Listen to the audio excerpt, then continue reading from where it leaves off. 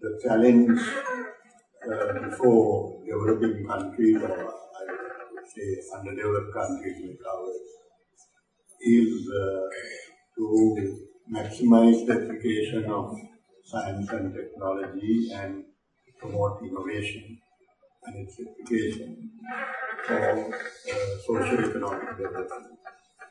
And we need, in a highly competitive world market environment, to be able to come out with goods and services which can compete in the market. So if you are talking of economic development and eradication of poverty, it's not some isolated, absolute process which is taking place independent of the rest of the world.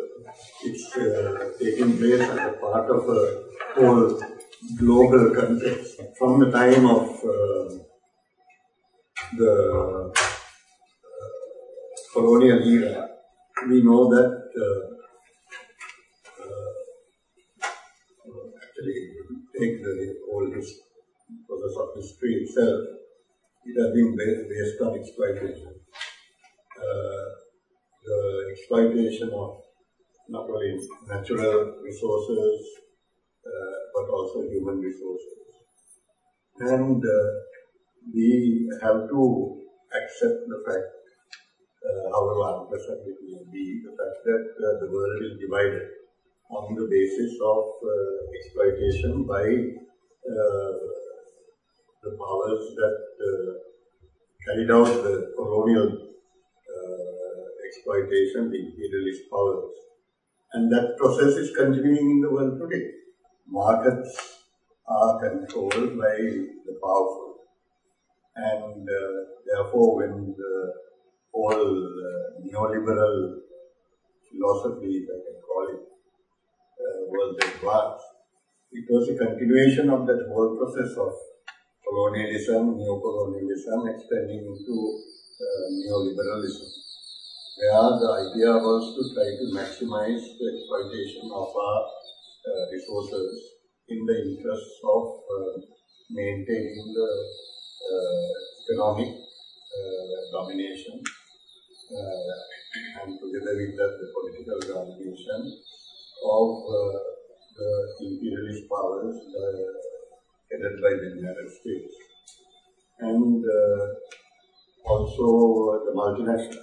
Roughly, if you say that over 90% of innovations and the expenditure on research and development is in America and the developed countries. Very little is in the underdeveloped countries. And therefore, we have a tremendous brain drain. The best brains from our countries are being tapped by the America and Europe and countries like Australia, Canada, and so on. And this process is going on.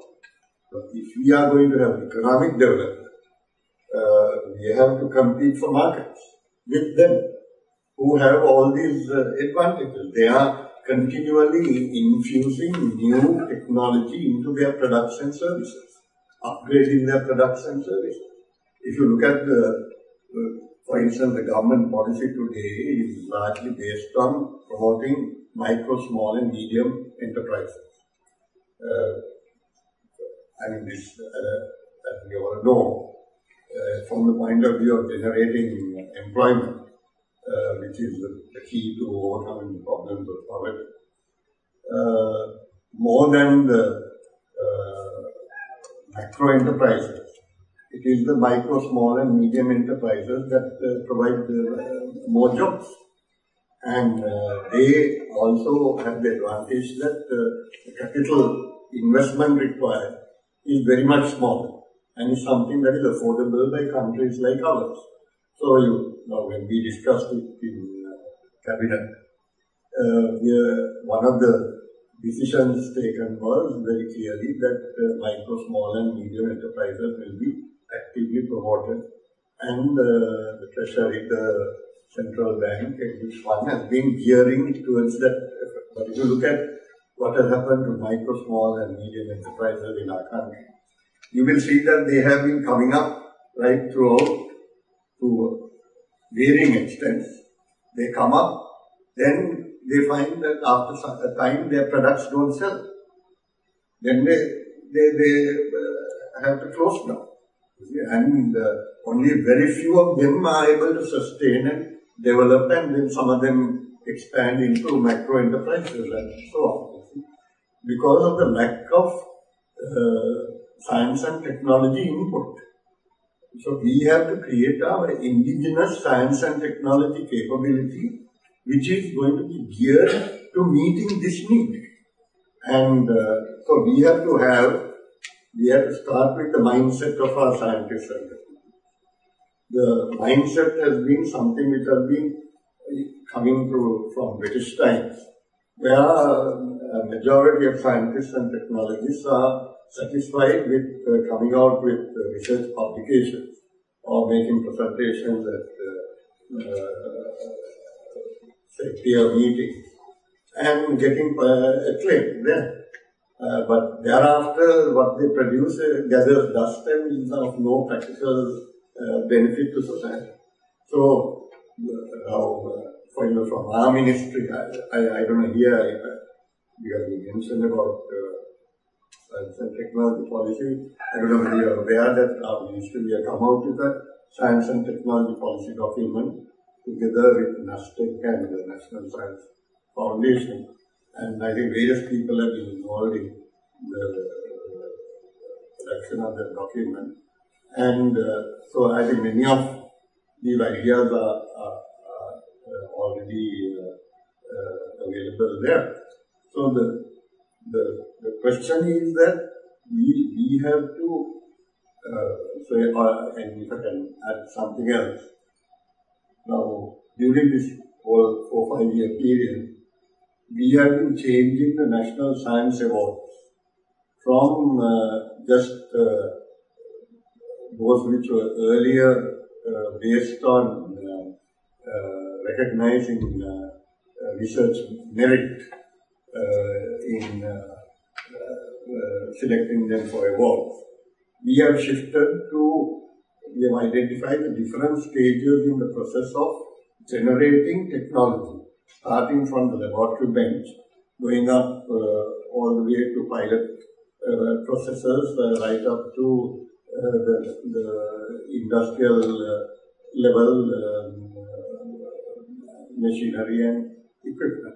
So now the scientists are being recognized and rewarded for contributing to those processes, so that there will be a change in the mindset of the scientists. But beyond that, we have to provide a suitable working and living environment for scientists and researchers to encourage them.